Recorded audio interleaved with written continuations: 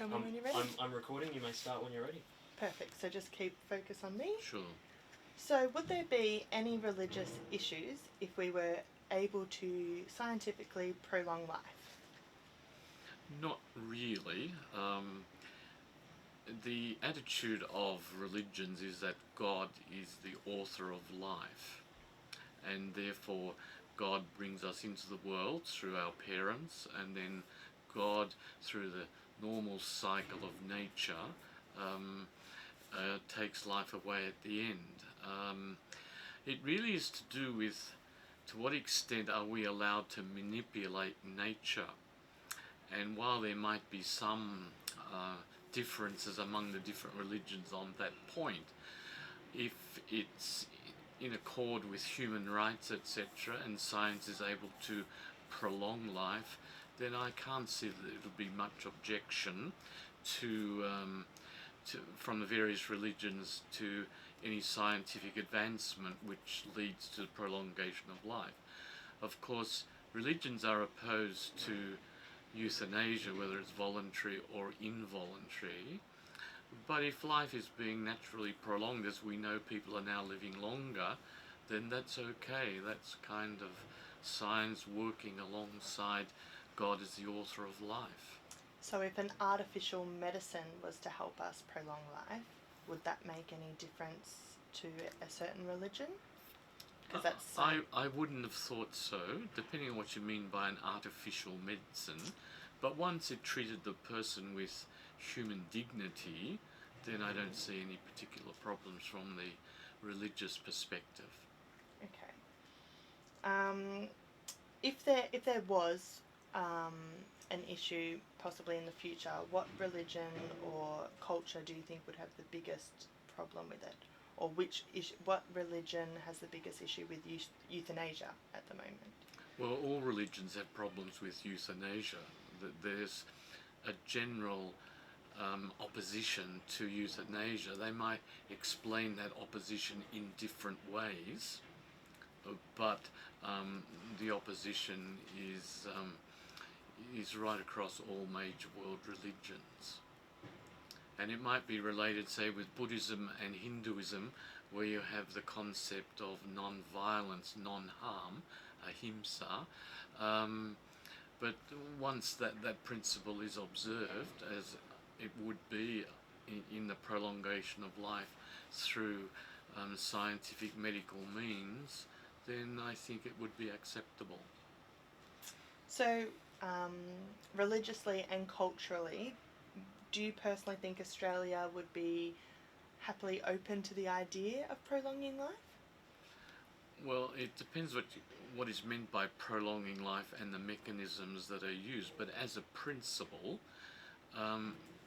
yes, so they would be in favour of that, because death is seen as a transition.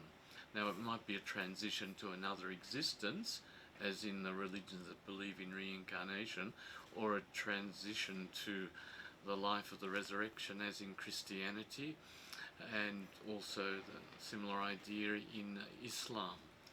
But prolonging life, from 60 to 70 to 80 to 90, and now we're getting more centenarians because of the advances in medicine. Religion has no problem with that at all. Okay. With the religious side of things, do you think younger generations their religious beliefs are changing? Not so much the actual religion themselves, but the way they're being seen. I feel like younger generations don't practice it as much or practice it further with their religion. I mean, it obviously is depending on the person. Would that have an effect with future generations? I mean, younger people today are less religious, although that doesn't mean they're not spiritual people. Younger people have trouble with an organizational church, organized religion, but these religious principles and the moral principles that is expounded by the different major world religions is quite okay with prolonging life once it's done with respect for the dignity of the human person. So you talked about reincarnation. Which religions believe in reincarnation? Well, the major ones are Buddhism and Hinduism. Okay. And for you personally, what age would you like to prolong your life until, if you could sustain the quality of life? Well, if you can sustain the quality of life, then I suppose I don't mind living for another 20, 30, 40 years. But I could already, at my age, notice the decline in my physical faculties and mental faculties, in terms I can't remember things like I used to be able to. That's the natural progression of life, and if that can be prolonged, as it has been, people are living longer, then that's fine. And it's really in God's hands as to when the time comes to transition to a life beyond death. So when you say God, are you referring to every person's belief higher power as such, or are you talking about more so the Anglican God? Well, I think in this discussion I don't want to make distinctions about God. Yeah. Whether you believe in monotheism, a single God, or many gods who may be manifestations of the same God, or Islam or Christianity, which has a Trinitarian notion of God, Father, Son and Holy Spirit. I think it's the issue of prolongation of life is beyond the particular concept of God that a particular religion holds. Okay. Yep, I think that's all I've got for my questions. Do you have any other interesting maybe facts or about anything that might be an issue within the religious factor of us prolonging life? You've sort of covered much of it. Yeah, I thought you were going to come here and ask me about euthanasia. That's what I thought. Okay. But the question you've asked is Well, I guess they go hand in hand. Our next interview is with a professor of biological aging, and so we're going to talk about what is happening at the moment in advancements of medicines to prolong life, and whether that will be similar ethical reasons between prolonging life and euthanasia. I guess if you're artificially changing how long you live for, or wanting to end your life with euthanasia. But that becomes a different issue. Yeah. And as I said, all religions. I mean, Christianity, particularly Catholicism, makes a distinction between ordinary and extraordinary means. Okay. Yeah. Because of the whole issue about dying and suffering and pain and all that. And I think Catholicism is often misinterpreted on that, because the Church makes this distinction, but it's becoming harder and harder to apply it because of all the advancements in science and so on.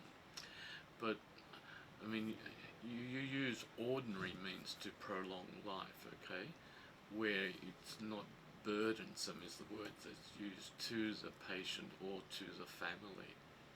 Okay. Yeah. I mean, why prolong someone's life through some procedure or operation for another 1, 2, 5, 6 months of life, when it's already clear that even if you did prolong it for that time, the quality of life would be almost zero. So why do it? Often it may be because, and you do see this, priests certainly see it as it's the relative who want to prolong the life, whereas the person is quite happy to move on.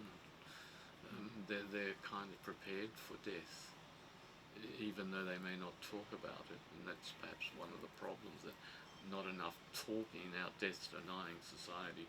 There's not enough sensible talk between person who's getting close to death and what the person wants. When they talk about it with their sons and daughters and all that. Yeah, it definitely becomes Yeah. more society Yeah, it's issue that's to right. talk about. And this thing we've got to do the most to keep our parent alive. What's the quality of life? So as a whole, I think in reaching that decision as to whether the mechanism is ordinary or extraordinary, is you got to talk about the type of treatment. If you just keep a person on a respirator, that's now accepted as pretty ordinary. But to give them an artificial heart that might give them another, who knows, a few months of life, maybe a year, when the quality of life is already pretty low, that's extraordinary means. The degree of the complexity of how the doctors would take steps.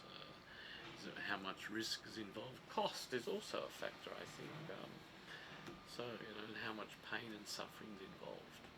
You don't want to, make the person suffer more just to give them a few months in life. I mean, that's a Christian position, which I think.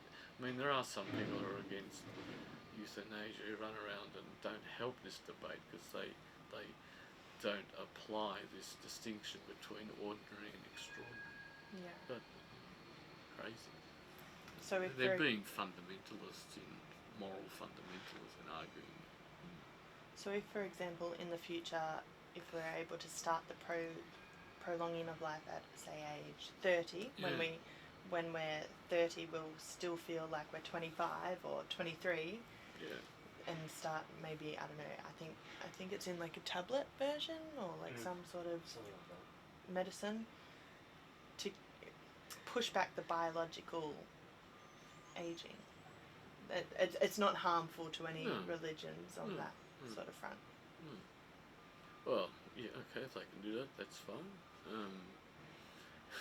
If you eat well and exercise well beginning at your 30s, then that might prolong your life as well, Yeah.